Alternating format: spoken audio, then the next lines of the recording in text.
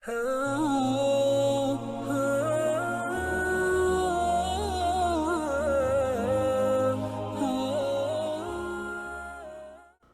باللہ من الشیطان الرجیم، بسم اللہ الرحمن الرحیم۔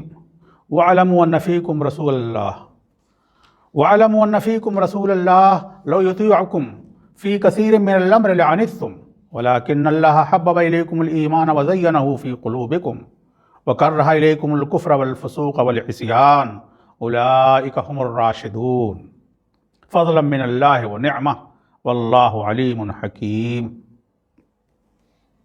اور دھیان رہے، جانے رکھو، یاد رکھو کہ ابھی تمہارے درمیان اللہ کا رسول موجود ہے۔ تمہیں اگر کسی بات کے بارے میں پریشانی ہے تو اس بات کو آپ اللہ کے رسول کے سامنے پیش کرو۔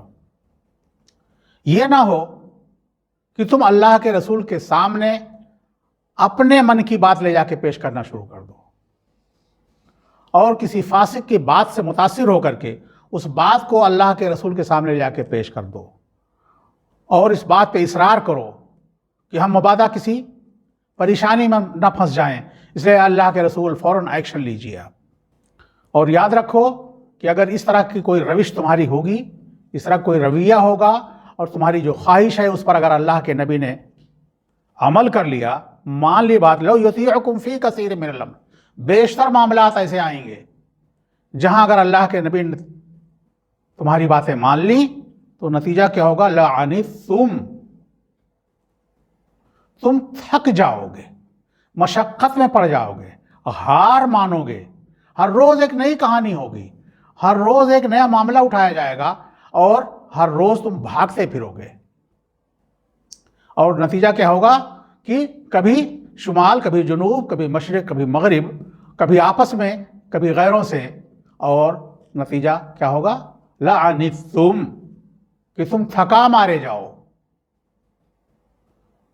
تم پریشان ہو جاؤ۔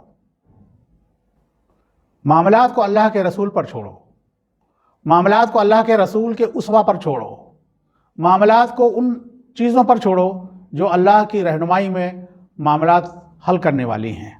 اور یہ بات یاد رکھو کہ تمہارا یہ ایمان تمہیں عزیز ہے۔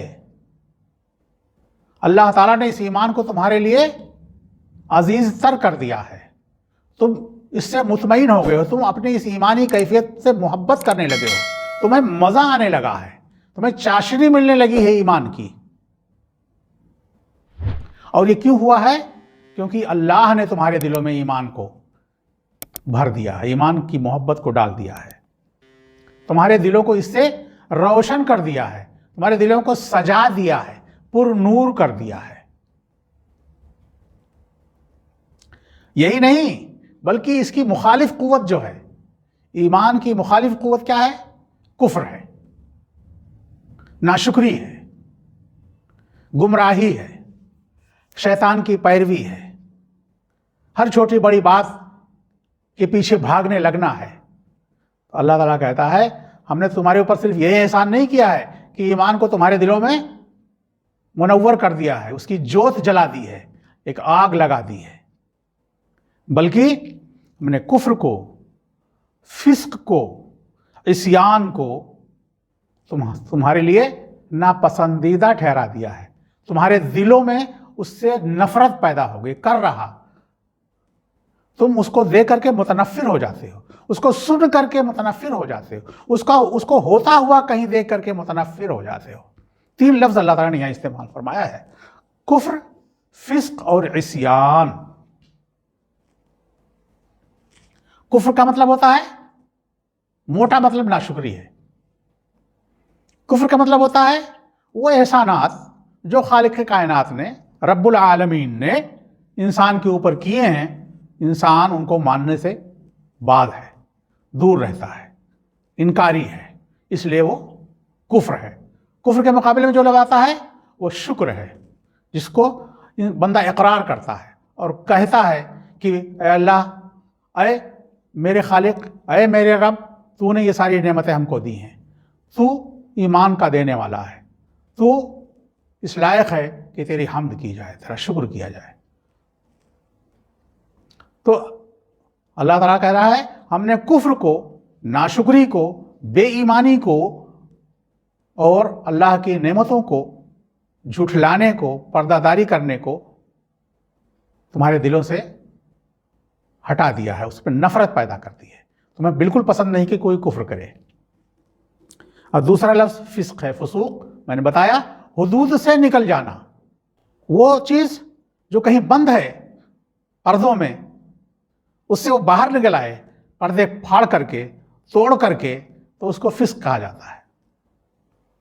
اسی لیے فاسق اس شخص کو کہا جاتا ہے جو اسلام کے حدود کو توڑ دے۔ اللہ تعالیٰ نے جو پابندیاں لگائی ہیں ان پابندیوں کو نہ مانے، وہ فاسق ہے۔ اور تیسرا لفظ عصیان کا استعمال کیا ہے، نہ صرف کہ نہ مانے بلکہ وہ روگردانی کرے۔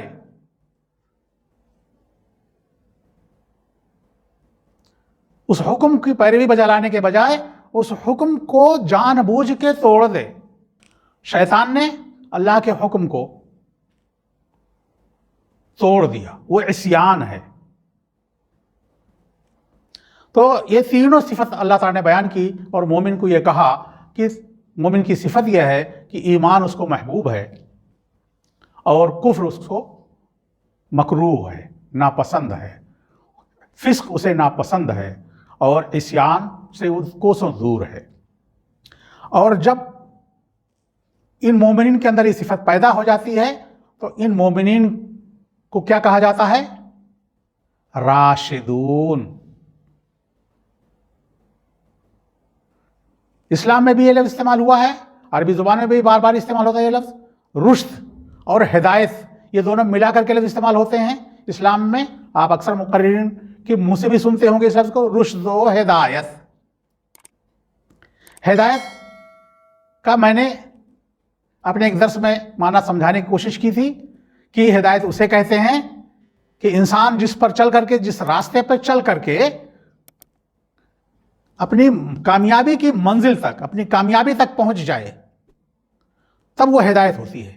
اگر کامیابی کے منزل تک نہیں پہنچا انسان تو اس کا مطلب وہ ہدایت نہیں ہے۔ رشد کیا ہوا؟ اولئک ھم الراشدون، یہی وہ لوگ ہیں جو ہدایت کے راہی ہیں۔ یعنی ہدایت وہ صلاحیت ہے جو کامیابی دلائے گی، اور اس راستے پہ چلنے کے لیے جو لوگ تیار ہو جاتے ہیں، کامیابی کے راستے پہ جو چل پڑتے ہیں، جن کی عقل، جن کی سوجھ بوجھ یہ بتاتی ہے کہ ہاں یہی وہ راستہ ہے جو ہم کو ہدایت تک پہنچا دے گا، کامیابی تک پہنچا دے گا، منزل پر پہنچا دے گا، ایسی عقل کو، ایسی سوجھ بوجھ کو رشد کہا جاتا ہے۔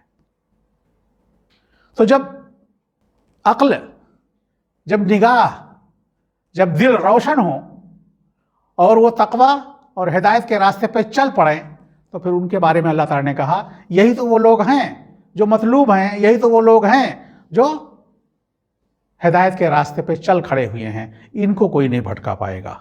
وآخر دعوانا الحمدللہ رب العالمین۔